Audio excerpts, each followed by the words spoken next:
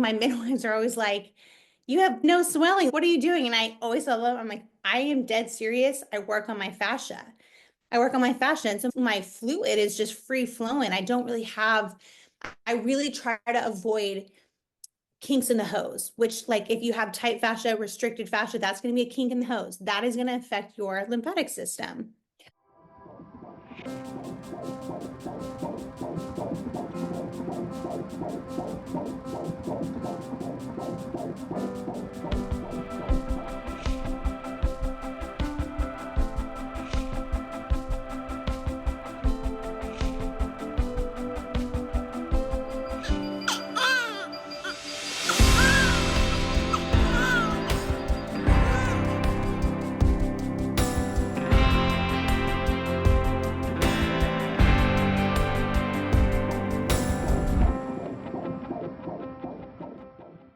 Hello, and welcome back to another episode of the Birth Lounge podcast.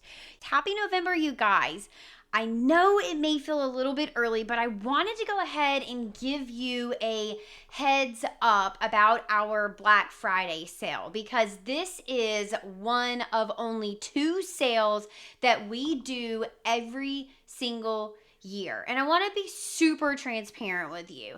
I don't run sales on the Birth Lounge except for Mother's Day and Black Friday, because to be completely honest, the Birth Lounge is priced fairly. So there's very little room that I have to run a sale and still be able to have a business, to be completely honest. I don't actually inflate my prices because I want this information to be accessible to everybody year round. And so that's why I don't have a lot of sales. We literally run a sale on Mother's Day to say thank you to you guys, and then again on Black Friday for anybody who missed the Mother's Day sale or has gotten pregnant between Mother's Day and now the end of the year. So I give you 2 chances to get into the Birth Lounge at a little bit of a reduced price, but other than that, there are no sales. Now, let me tell you about the Birth Lounge, because it is literally unhinged. It is like nothing else you're going to find out there on the market. And that is the way that we are able to have the results that we have. We have people that literally walk away with absolutely zero birth trauma, and they achieve all of their birth goals, and they have no tearing. They push for less than 30 minutes. And the best one yet is that we have just a 3% C-section rate. Yeah, I am able to help you truly go into the hospital system, navigate the conversations with your provider, stay in control from start to finish, and avoid unwanted interventions and unnecessary things like an unnecessary C-section or an unnecessary induction. So how can this be? Well, I'm teaching you the control method, which is going to help you understand all of the aspects of labor that are within your control. And then we're going to teach you, how do you control them? The problem that I find with a lot of traditional childbirth ed classes is that they just teach you your options. They say, well, you can have this or you can have that, and these are what your options are. But then when you get in the hospital system, you find that you're getting pushback from staff, or you are feeling like you don't really have those options, or maybe you're feeling pressured and you don't know how to navigate those conversations. That's exactly what I teach you how to do. I'm deconstructing all of those barriers, those road bumps, those things that hold you up from actually achieving your goals, because just knowing your options is not enough.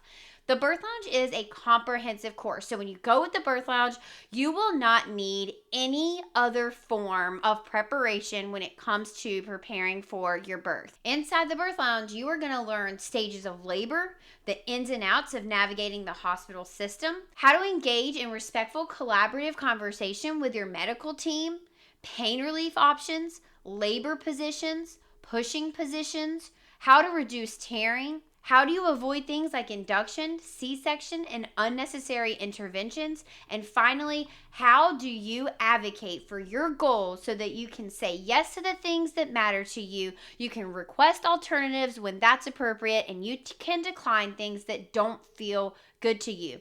Plus, in the lifetime membership, you're going to get free access to our Dad Days course, which is a comprehensive course made for male partners to help them understand how can they best support you in pregnancy? What is their role in labor and delivery? How do they advocate for you? How can they keep you comfortable and provide pain relief during the birth experience? And then finally, what is their role in postpartum and how do they help you navigate this new space of becoming a mom in the best way possible? You're also going to get access for free for our secret sauce to pushing.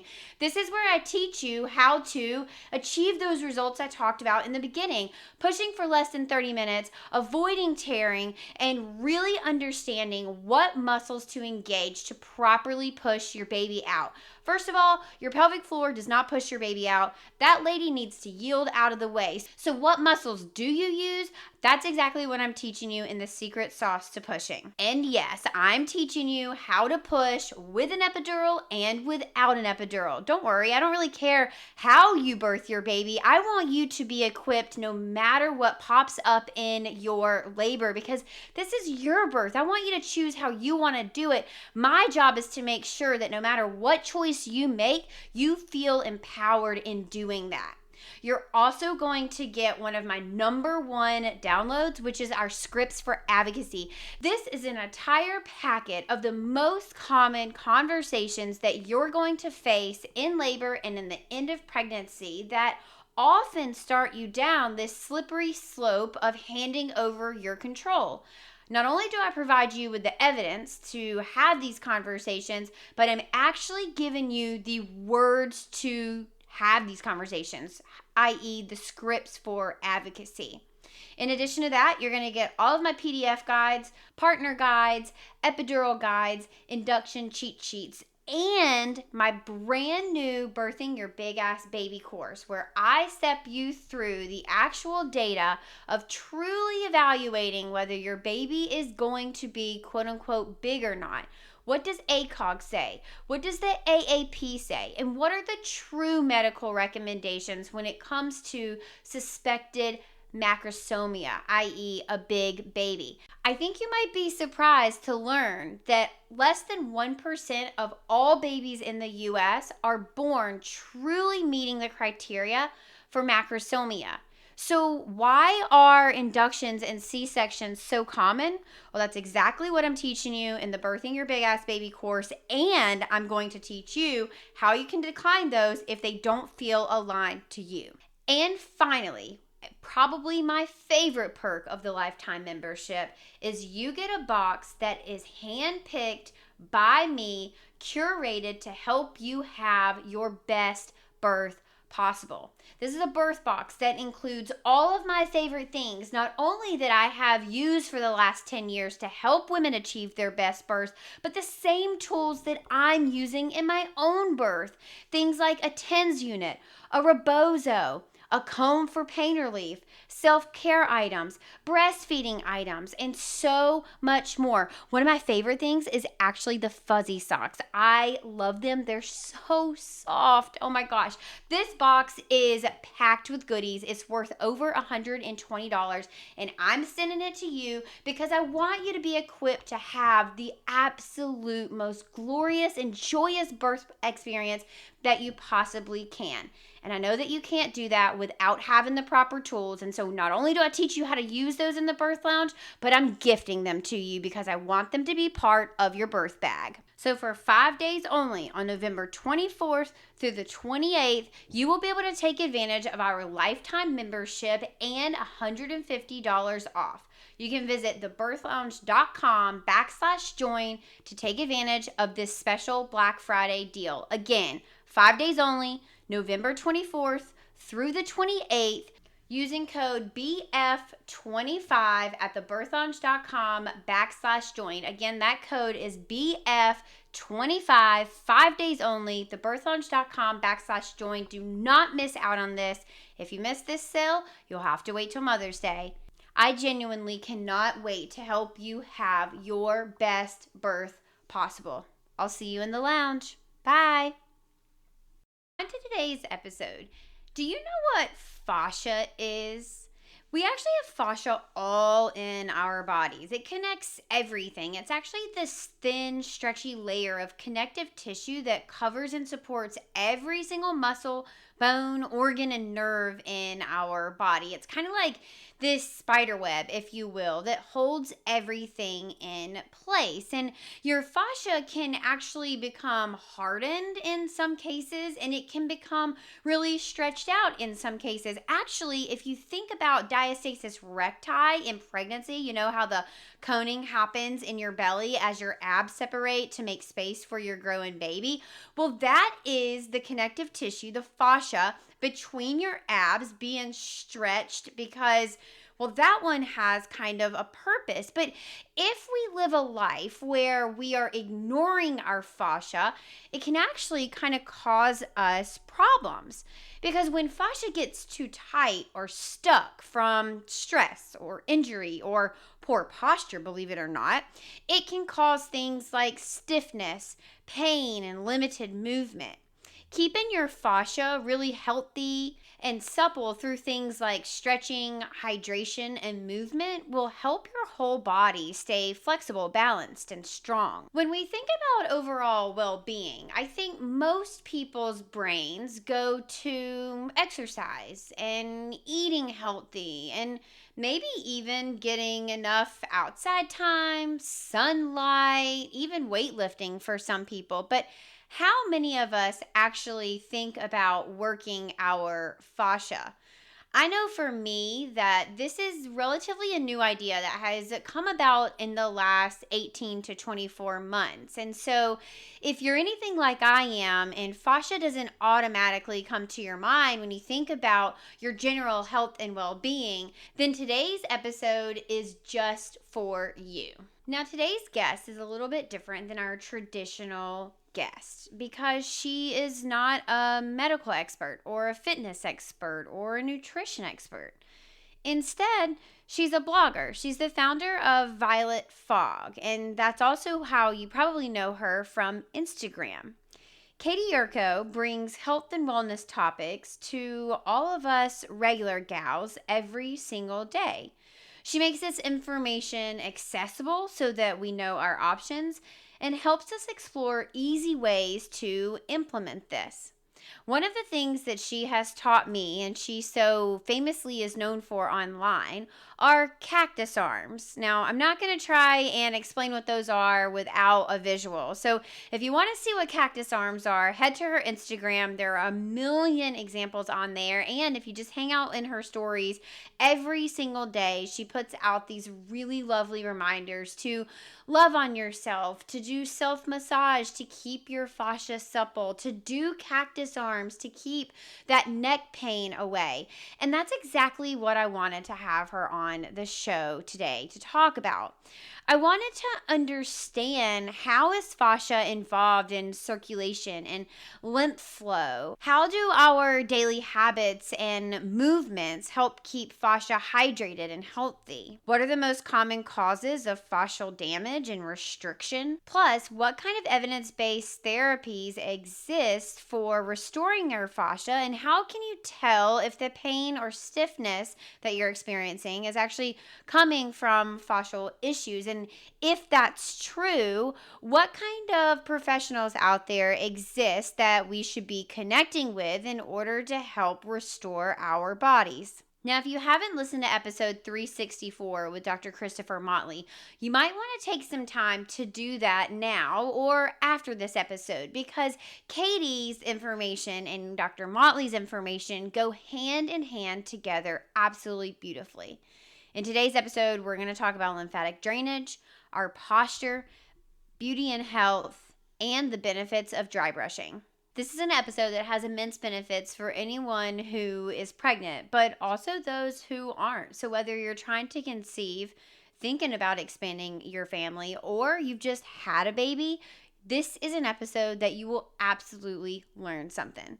So without further ado, Katey, welcome to the show. Hi, it's so good to be here. Thank you so much for having me. Of course, I'm so excited to have you, and I'm very excited for this topic. Not only have I never covered it on the podcast before, but I think that it is a word that gets thrown around a lot in pregnancy, especially for people who are dealing with diastasis recti, right? I think a lot of pregnant people hear about it in their belly capacity, meaning, oh, the fascia is stretching, the fascia this, but we actually have fascia all over our body, which I think a lot of people are probably A, maybe shocked to hear, and B, a little confused on what does it do if it's all over our body. So maybe we start there as a jumping off point. Can you define what fascia is and why do we have it in our body?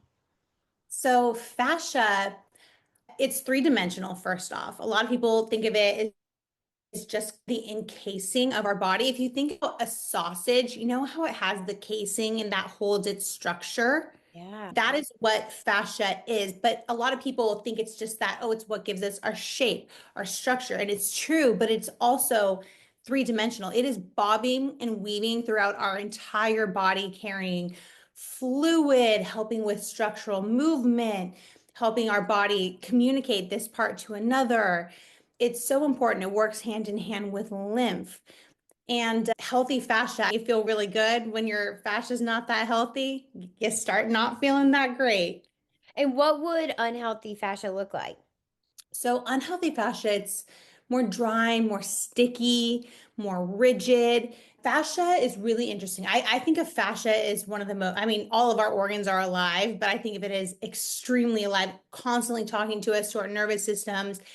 It can pick up a patterning. So if you have a patterning all the time of forward head posture, for instance, then your fascia can kind of start to get stuck like that.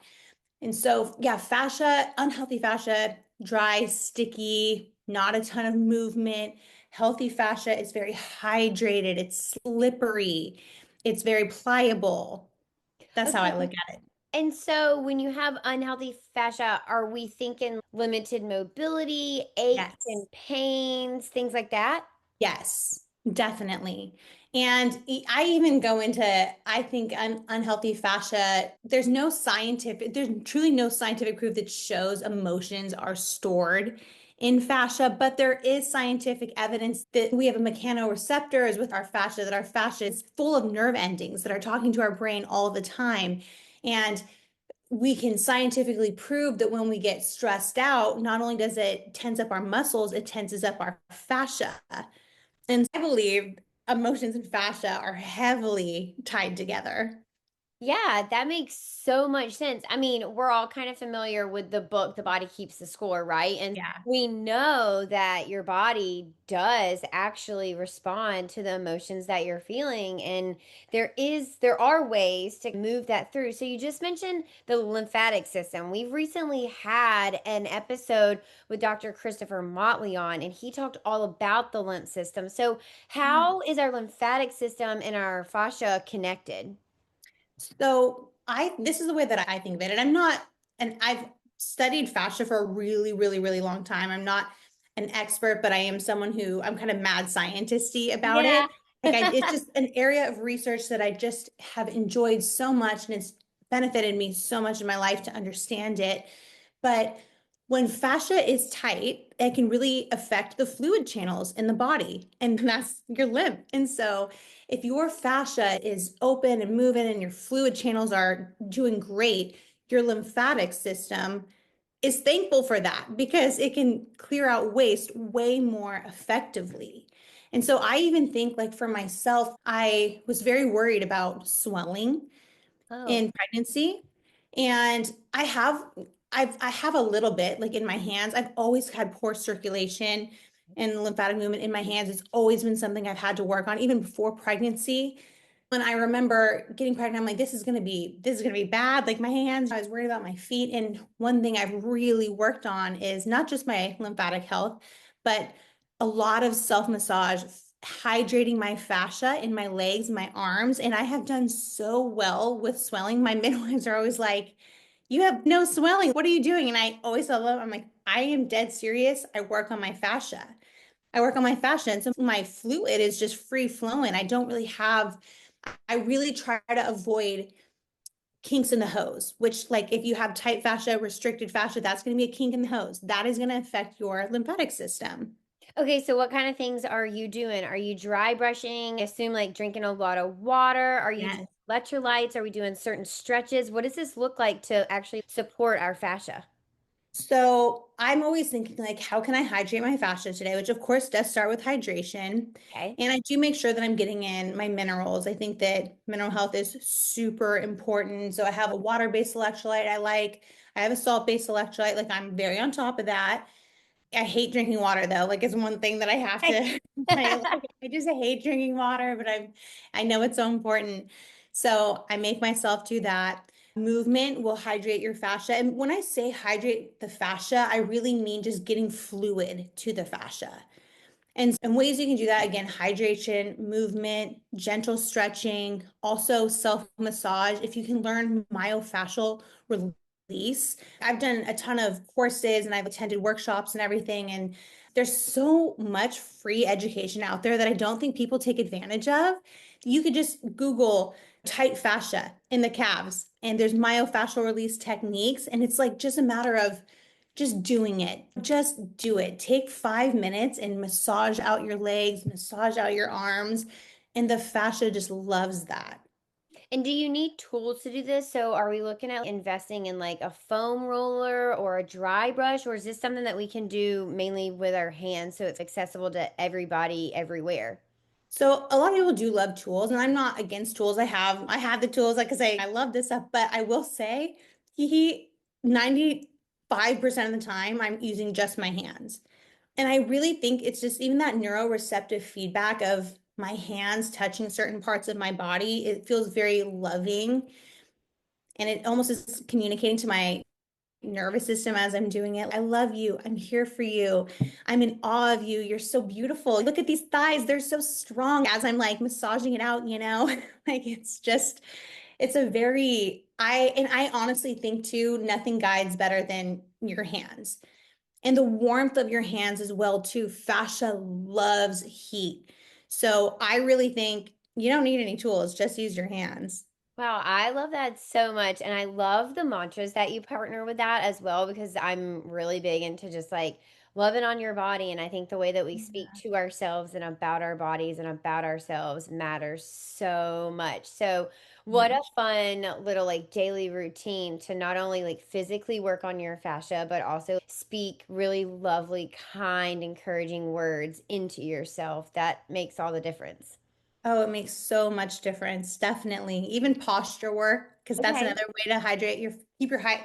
It doesn't necessarily, if you like correct your posture, that's not necessarily going to send fluid to your fascia necessarily. But in terms of longevity and preventing getting to a point where fluid has like a hard time getting to your fascia, you have a hard time hydrating. If you keep good posture, your fascia is just going to be healthier. But even that, I'm like telling myself, I'm worth it to correct my posture right now.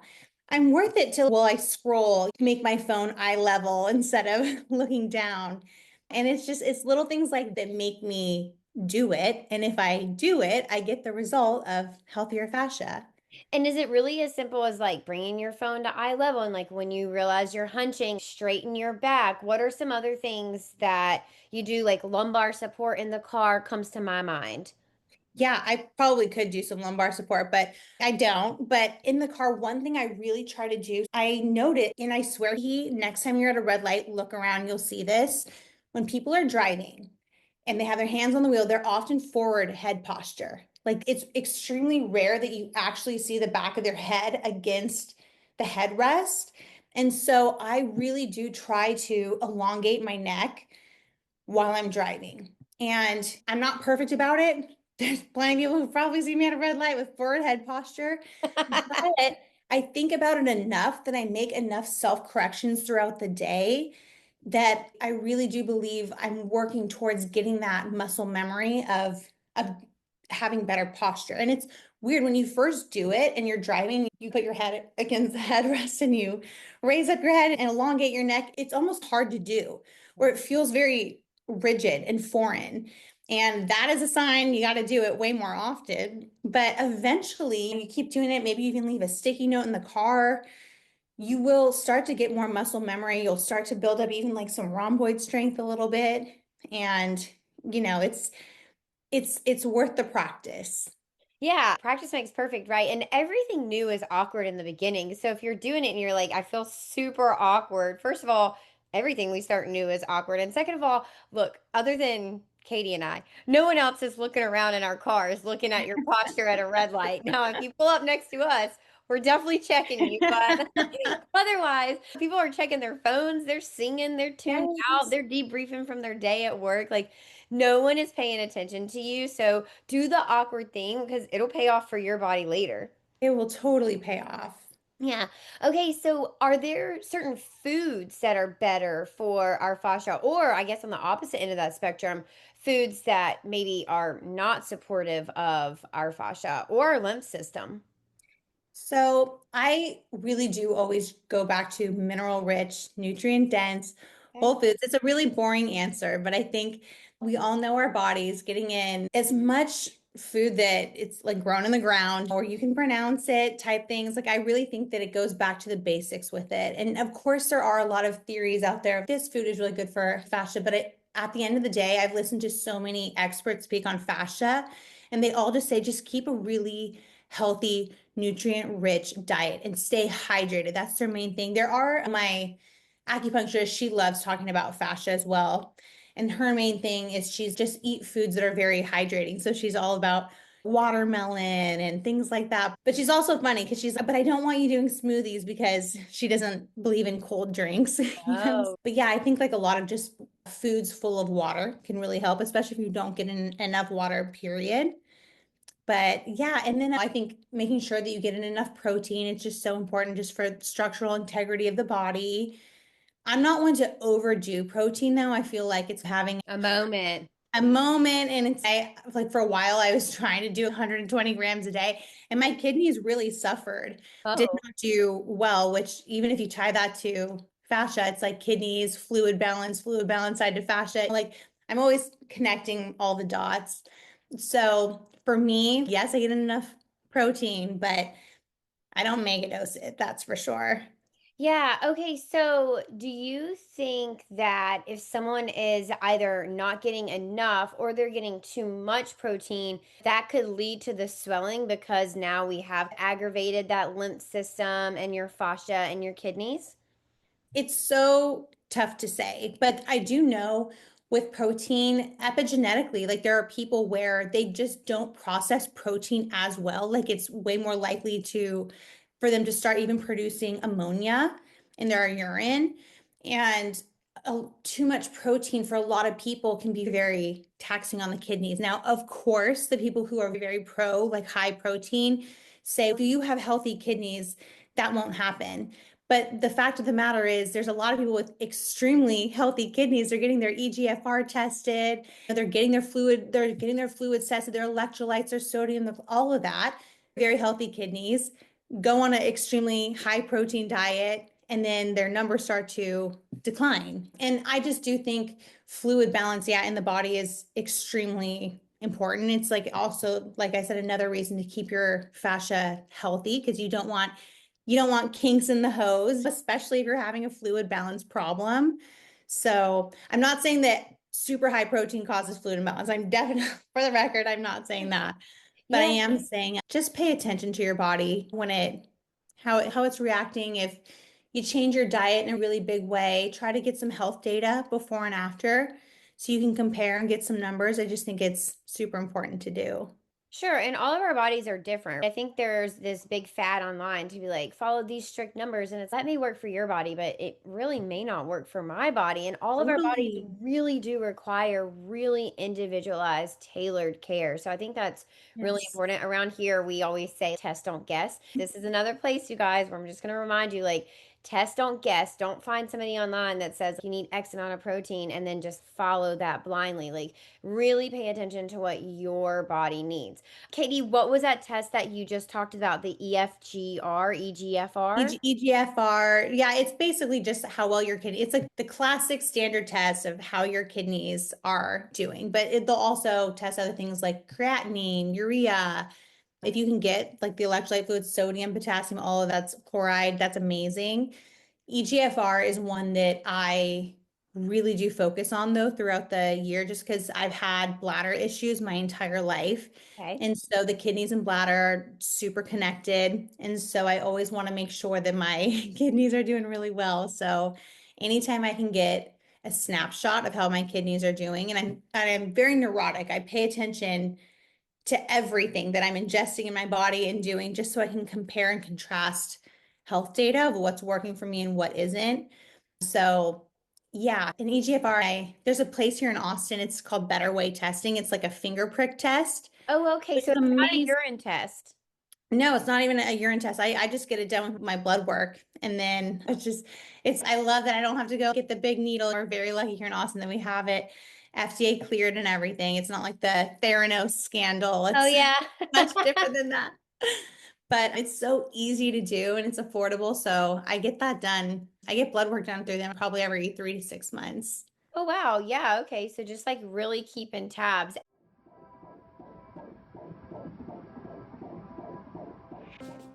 If you're in the thick of postpartum right now, or like me, headed there real soon, like real soon, like in the next few days, maybe weeks, I want you to listen closely.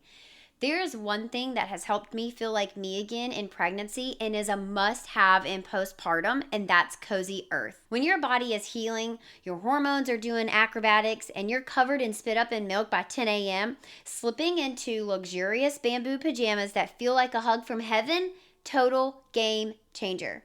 These PJs are soft, like cancel all your plans and never take them off soft. And they keep you cool through the night sweats, warm through the chills, and comfortable when nothing else fits quite right.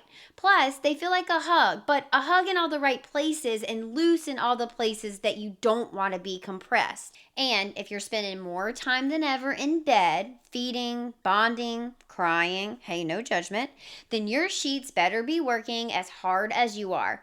Cozy Earth's bamboo sheets are exactly what I imagine a cloud would feel like if I could nap on a cloud.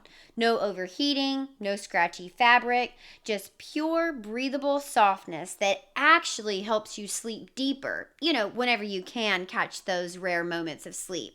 This isn't just bedding, it's postpartum self-preservation. And don't forget to grab your Cozy Earth jogger set for running errands or those mini appointments that come your way in the first few weeks postpartum. You will feel put together while also feeling relaxed and without the pressure of finding an outfit that fits your newly postpartum body. And right now, you can stack my code HeHe, HeHe, on top of their site-wide sale, giving you up to 40% off in savings. That's nearly half off the comfort that your body and soul are craving right now. Because you're not just a new mom, you're a queen in recovery, baby, and Cozy Earth gets that. These deals won't last long, so start your holiday shopping right now. Visit CozyEarth.com and save up to 40% off using the code HeHe. That's HeHe.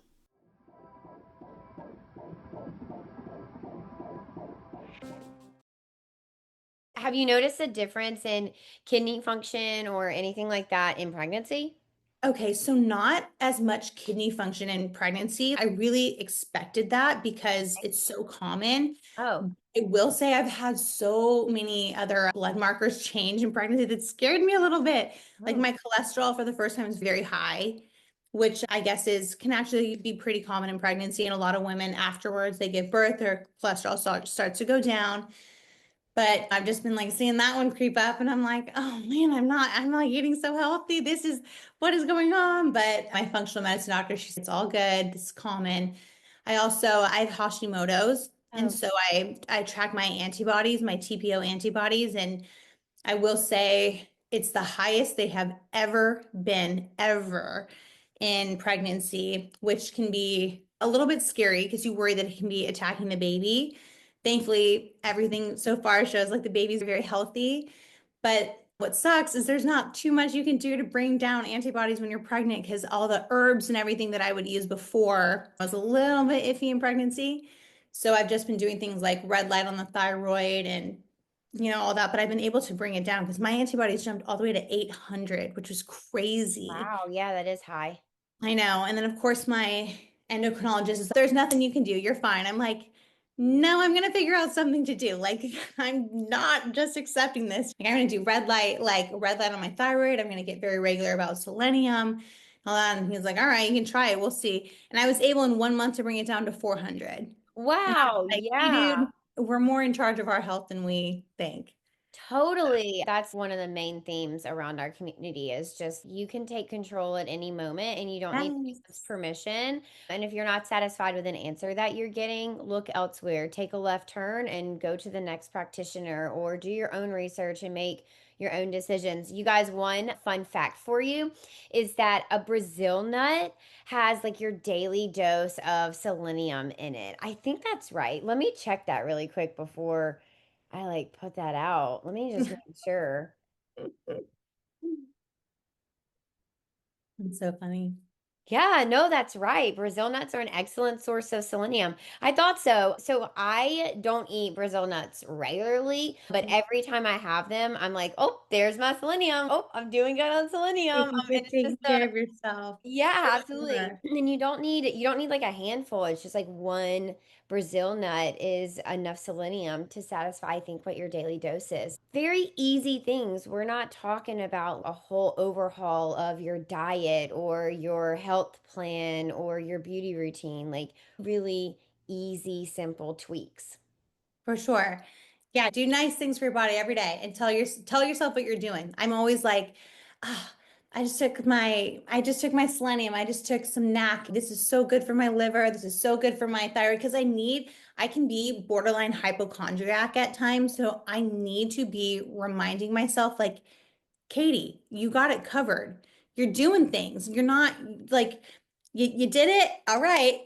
You're good. Don't worry about it for the rest of the day. So Yeah, those little reminders are super helpful. Okay, so in terms of damaging our fascia, obvious things that come to my mind are like chronic stress, not sleeping well, injuries. What are some other things that need to be on our mind when it comes to damaging our fascia and things that we should try and obviously stay away from?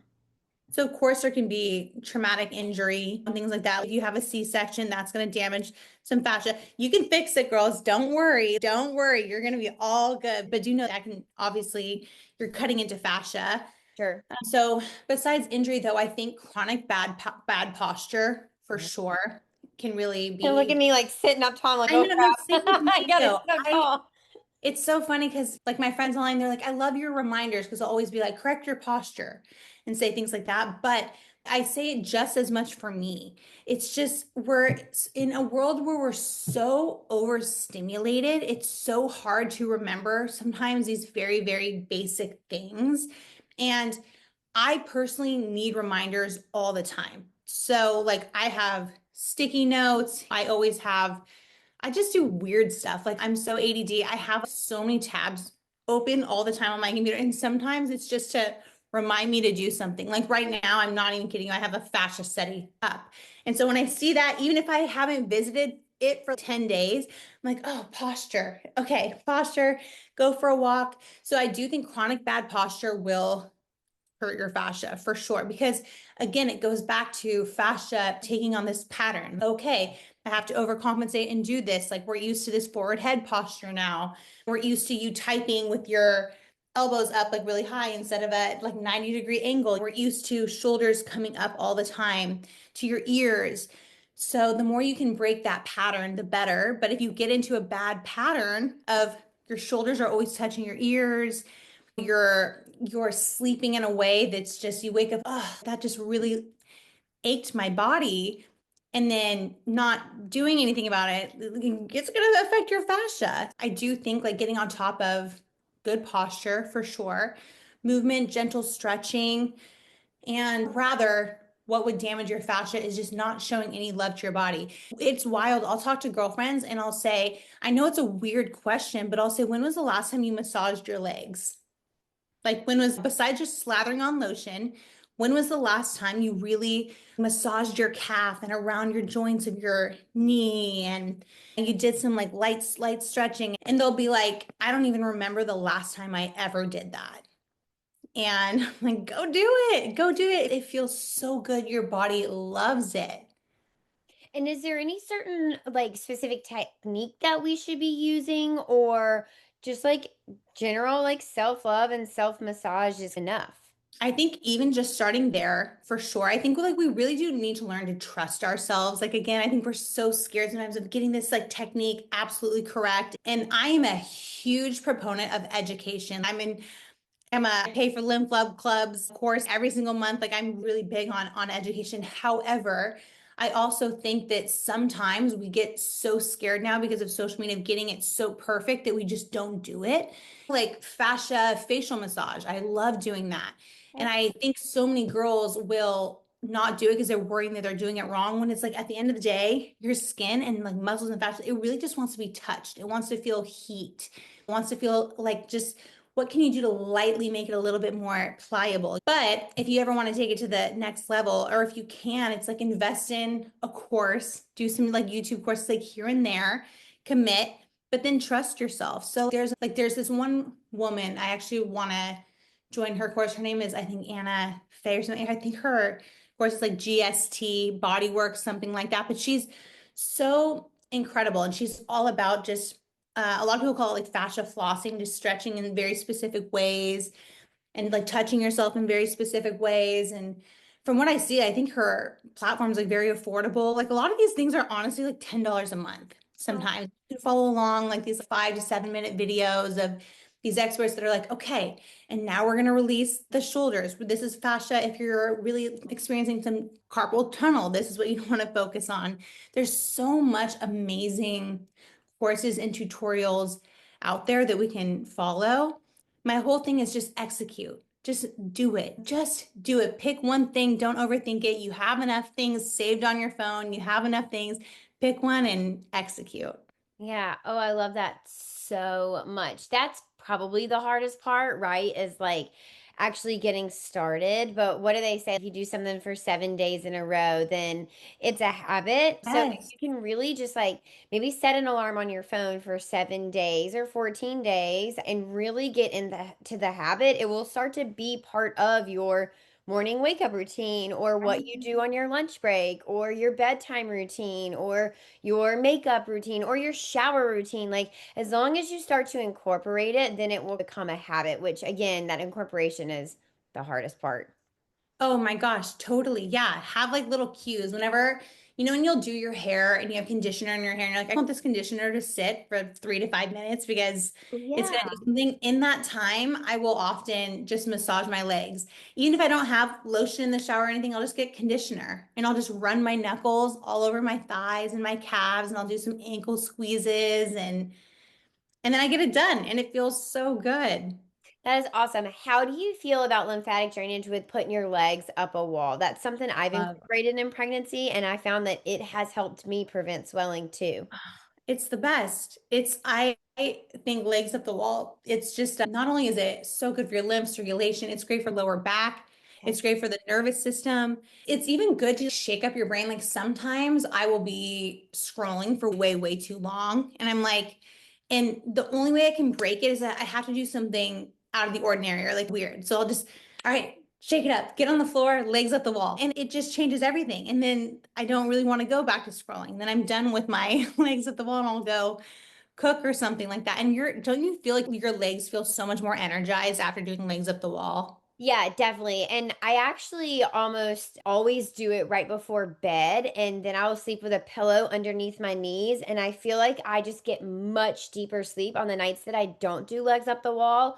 It's Yeah. like I just don't sleep as deeply. And that could totally be like a placebo effect or just like my brain thinking that I sleep deeper when I do legs up the wall. But I swear it does work. I swear it does. I completely believe it, but I so believe that it does. And even if it is placebo, that's an amazing placebo. Yeah, exactly. And if it works, like, okay, Yeah, people like to great. poo-poo the placebo, and I'm always like, okay, but if it works, like that's the point of the placebo effect is like it works and you didn't really have to do much for it. 100%. I Yes. love that. Okay, if you were to have experienced any swelling, so anyone out there listening who's okay, it's great for HeHe and Katey that they have been able to avoid this. I haven't been able to avoid this and I'm quite swollen. What are some tips that you would have incorporated into your daily routine to help reduce that swelling or to help deal with that swelling? So I'm sure they probably are already hydrating and doing all of that. Okay. But so the first thing that I would do, and I have had moments where I'm like, ooh, I'm starting to swell a little bit. And one thing, because your lymphatic system does slow down in pregnancy, Okay. it just does. And but especially even around the abdomen, I don't know if you've noticed, like sometimes I will wear a pair of sweatpants that aren't even tight. It's not even gripping my belly, but I will have a full-on imprint I after. just started to have that and I Yeah. actually got a little nervous. I was like, oh no, I hope this isn't like preeclampsia or hypertension starting. And so we've been taking my blood pressure. I'm married to an EMT. So we've been taking my blood pressure, which you guys listening, you don't need to be married to an EMT to take your blood pressure. You should Yeah. have a blood pressure cuff at home. Every pregnant person should. I The need to get American, one. That's such a yeah. good tip. It really is. The American Heart Association does recommend it. It is evidence-based. They are super easy to use, and it is such an effective way to keep on top of your own health. But we've been checking my blood pressure regularly, 2 times a day for the last like week or so, and my blood pressure is fine. So tell me, give me all the goods because I have Yeah. been having things like that too. Like even when I lay, so I still sleep on my belly and I'll get up and where the pillow was on my belly, I'll have an indentation. And I'm like, oh Yeah. my God, am I starting to have swelling? Like this is concerning for me. Tell yourself, even if your lymphatic system is doing amazing, 100 out of 100, if you are laying a specific way, like we are going to get an imprint. That's just how it goes. Okay. However, a sign of some lymphatic stagnation is just easily getting an imprint. And so I wouldn't panic. Number one, I definitely like would not panic. And there is just sometimes where we just have to have grace that maybe God designed our bodies in a way. Like, why is it that our lymphatic system slows down a little bit? Like I have to, because it's universal with women in pregnancy. So I'm like, there has to be a reason that's almost protective in a way. But at the same time, I think it can swing way far to one side where your lymph is like very stagnant. And you're like, oh my gosh, I am so swollen. I look like I ate a ton of ramen and just salt bombs like the night before. And Like so, the Michelin man. yeah. And in that case, I'm like, okay, I think it's worth it to do some things. So if I was very swollen, I would make sure I'm hydrating. I'd make sure that I'm moving. Okay. I would try to budget for a manual lymphatic drainage massage. Okay. And I would go personally, like I do really love like the Brazilian lymphatic. I think those are great. But I do think that those are more aesthetic based. I personally really like more like the Vater method. I really like classically trained lymphatic drainage massage specialists. And I think that because I don't want to say more like medical, but they're more holistic. And I think that they can really help target specific areas and things. So I would definitely go see someone because they can help you so much. And so I would do that. I would do legs up the wall for sure. And this is not obviously not medical advice. I'm just saying like girl to girl Yeah, talk. Like this is what I personally would totally. do. How about And dry brushing? Would you incorporate that? yeah, yes. And Okay. there's a way to do dry brushing that is very lymph focused. Okay. And like Leah Levitan Lymph Love Club, I love her. She has a mini dry brush course. It's $20. I'll honestly even retake it every 6 months just to like make sure that I'm still doing it correctly. But it's a more short, brisk strokes. Like there is a way, because I do believe dry brushing can be amazing for lymph, but it can be like very effective for lymph if you do it a very specific way. These short strokes, starting at like the bends, not really starting at the hands. Like it's a whole technique. Even if you don't do that, I think it can still be great for lymph. However, I think dry brushing really is more if you just go at it, like haphazard or whatever. I think it feels really great for the nervous system. I feel like it can be good for skin, but if you want it to be really great for lymphatic health, I think you need to learn some techniques for sure that's very lymph focused.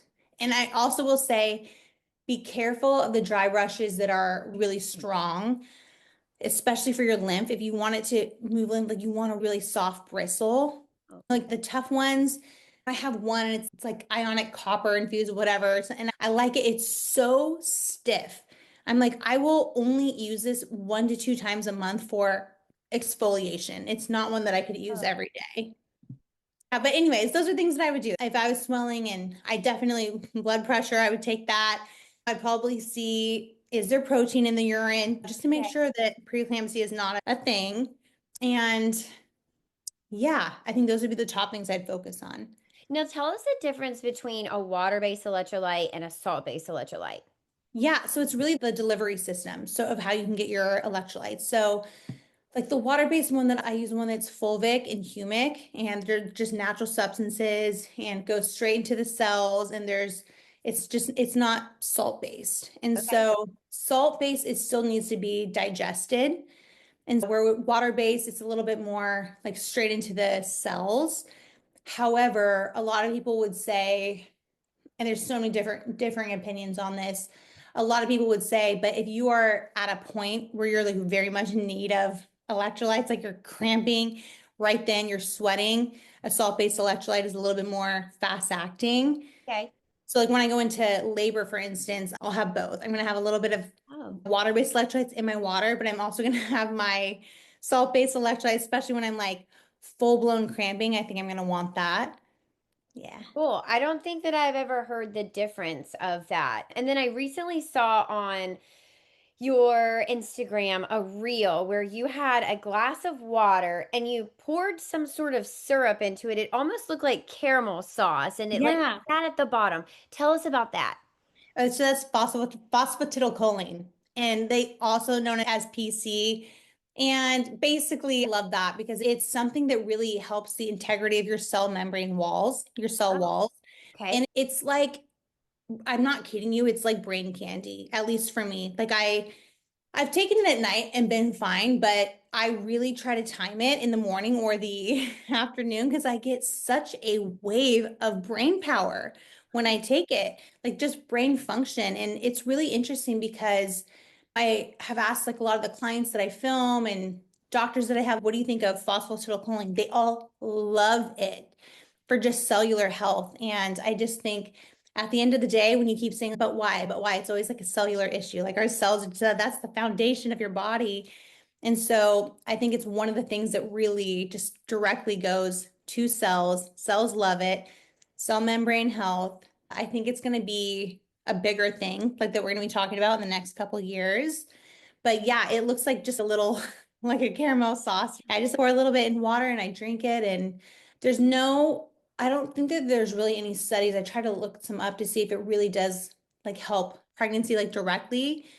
I think there's going to be more research coming out, but I will say so many women who take it in pregnancy say that they have really healthy pregnancies, really healthy babies, healthier placentas. They have way less brain fog throughout their pregnancy. They're way more energetic in their pregnancy. I have had such an energetic pregnancy, and I'm not saying it's because of that, but that is one thing that I've been doing. So, yeah, I think it's something to look into. Phosphatidylcholine, also known as PC. Wow, I've literally never heard of it. So do you think that if someone is later in the game and headed into the third trimester like I am, that it's too late to No, introduce it? I Introduce don't it think at it any is. time. Yeah. I mean, talk to your provider. It's still not Sure. like medical advice or anything like that, but no, I think it's one of those things that you can do at any time. Cool. Okay. And what are some other little nicks and knacks that you do for supporting your cellular health? Yeah, so I do think the electrolytes, good electrolytes, Okay. really, I think that's important. And yeah, the phosphatidylcholine. And I think, man, what do I do to really support my cellular health? I am very mitochondria like focused. So of course I love red light therapy Okay. because, Same. that goes, yeah. Don't you love red light I do. therapy? I love it.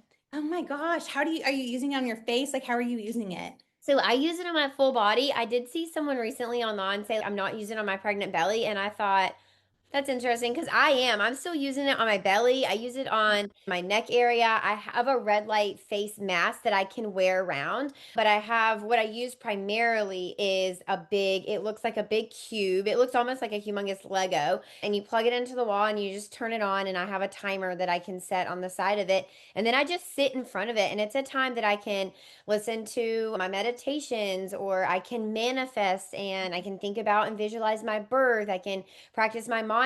It's just a time for me to get still. And I used to use it to connect with my body, and now I use it to connect with the baby. And Mhm. so I read like my whole body. I love red light so much. It's even going to be a part of my postpartum recovery. Like I Yes. love red light on the V and on the, Oh, I okay. love, and I always have just because Wow. I have bladder issues. But when I am recovering, I'm going to be blasting my V with red light every single day. And do For, you just turn on your red light and then lay in front of it and spread your legs, or do you have a yes. device that you wear? No, that's exactly what I do. I lay in front of it, spread my legs, red light, couple inches from the V, and the warmth feels so good. I feel like it's empowering. I almost feel like it almost helps with trauma release in a weird way, Yes. and which is really nice and just wound healing and tissue healing and bringing down inflammation. It's just, I think it's, yeah. And if, let's say, for some reason I had to have a C-section, I would love that I have that for my scar. Yeah. Red light's incredible. But yeah, very good for cellular health because it's wonderful for the mitochondria. Wow, I love that so much. Okay, how do you feel about adrenal cocktails? So something I do, I try and do it every morning. Sometimes I do forget, admittedly. Like a glass of orange juice with a little pinch of salt and some magnesium in there, and it tastes just like orange juice. You can't really So taste that good. difference. Okay, you're really on board with that. Yeah, I think it's amazing. Illy Healthily, you know her? Oh She has yeah, her we just had her on show. the show, and I was asking her about it as well. Yeah, I love Illy. And I think what she's doing with the adrenal cocktail, like making it more accessible, is so brilliant and so incredible. And I've tried her product. I really like it. There are times when I've had her product in times of a lot of stress. That's when I would time my adrenal cocktail when I know I'm Okay. burning out my adrenals. I would do the adrenal cocktail then. But I definitely think that there is something to it for sure. Cool. Oh my gosh, I love that so much. Okay, we're going to wrap up here. I feel like you've shared so much with us. Thank you so much. I do have one final question. Before we got started, you had mentioned something that I was like, yes, absolutely. Those two things are totally connected. You said that beauty and health are intertwined and they just go hand in hand. Tell us about that. Yeah, I've always been such a big believer in that. First off, I love being a girl, doing girly things and the beauty stuff. I love getting ready for a night out. Even though I look haggard half the time, I'm always just, that's just how it is because I'm a little bit lazy. I also love getting ready and just taking care of myself and my body. Like I really do love a beauty routine. I love a wellness routine. But anything that I do beauty wise, it has to be rooted in health. So for instance, I love doing fascia work on my face because it's legitimately has changed the structure of my face. It's so crazy. But I tell myself, so maybe like I'll go into it. Yeah, I really would love to release some lines like around my eyes. I tell myself first, okay, if I do this, it's just for fun. It's just a fun little experiment. I will still love myself if I have these lines around my eyes. I will still do all of this. I'll still love myself. Like that has to be, I tell myself I'm not even allowed to try anything beauty wise unless I already love myself. And if XYZ doesn't change, then I'm still going to be happy with it. But I always tie it to health because for me, like touching my face, doing fascia facial massage, like sure, of course there is like a vanity aspect to it because I love how my face looks like the day that I do fascia facial work. But I know that deep down, the real reason why I need to keep doing that is it's so good for the lymphatics around the brain. And it's so good to even release trauma in the face. We have so much emotion stored in our face. People get 11 lines because they're scrutinizing, they're holding on to frustration. Or it could also be you have light eyes and you squint when you look at the sun. But there's something about releasing it. Like whenever I work on my 11s, I'm not kidding you. I feel like crying after. Like I just feel like so much, like I just release a little bit of frustration. It's really nice. But yeah, like scalp massages, right? Yes, it's so great for hair growth, which is beauty stuff. It's so great for a little facelift. But again, 30% of your lymph nodes are above the neck. And it's so rare that you're really getting movement up there. So am I doing scalp massage because it's a beauty treatment, or is it really more important because this is so good for me health wise? So I really do think the more we have just fun with beauty but learn about like the health behind it, it helps us be more consistent with it and it takes away the vanity and you realize, no, I'm actually doing this because it makes me feel better. Yeah, it's an investment in my health. Yes, exactly. I do find it interesting. It's like sometimes massaging my legs, like the fascia, right? Like it does help with cellulite. And it's sure my legs get a little bit more attractive, but my legs are getting healthier, and healthier legs means I'm more energized and my heart works better and all of that. So I really think beauty and health are very interconnected. It's cyclical, right? You do the massage on your legs, which helps this cellulite, which helps you feel a little bit more confident, which gives you a little bit more energy. And we know that more confident people are more attractive. And then you get all of that social reassurance, like the engagement from the people around you being like, "Oh my God, you're glowing today." And you're like, "Oh, okay. This leg massage thing must be working." And so I can see how it is just this constant loop of good, Yeah. positive feedback for not only your body, but your brain and your soul as well. Totally. And I think as a girl, like working on your beauty, it can be, it's just so fun and playful. Like my Yeah. grandma, when she was in her 80s, she loved doing her hair and doing her skincare. And it never came from a place of she had to do this for society. She had, like, it truly was from a place of keeping her spirit young and playful and experimenting. And that's the ultimate medicine right there. Yeah.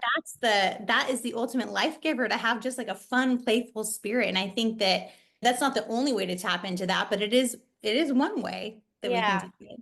Oh my gosh, I love that so much. Katie, Yeah. truly, thank you so much for being here. If people wanted to learn from you and connect with you, share with you, how can they do that? Oh, thanks so much, HeHe. And I love your page. I just want to say I've learned so much. You've been such a great resource for me too during pregnancy. I love watching your stories. You rock stories. You Oh, like thank rock you. it. Truly. If people want to find me, so I have my blog, violetfog.com, and then I'm very active on Instagram. Instagram stories are definitely my favorite. And it's just at the Violet Fog. So violet like the color, fog like the weather. I love it. Oh my gosh, Katie, thank you so much for being here.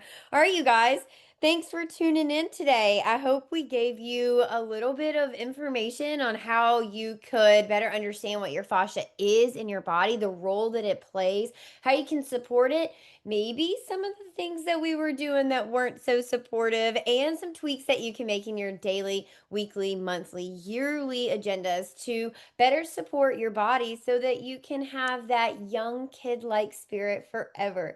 I'll see you guys in the next episode. Be sure to follow Katie on social media, and you can find me at Tranquility by HeHe and at the.birth.lounge.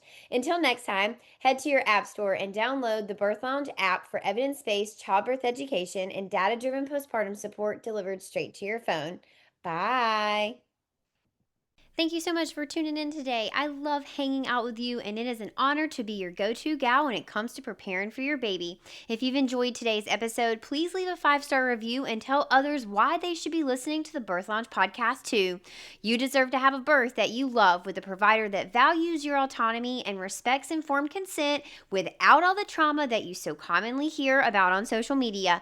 New episodes air every Wednesday and Friday. Hit that follow button so you never miss an episode. I'm HeHe, and this is the Birth Lounge Podcast.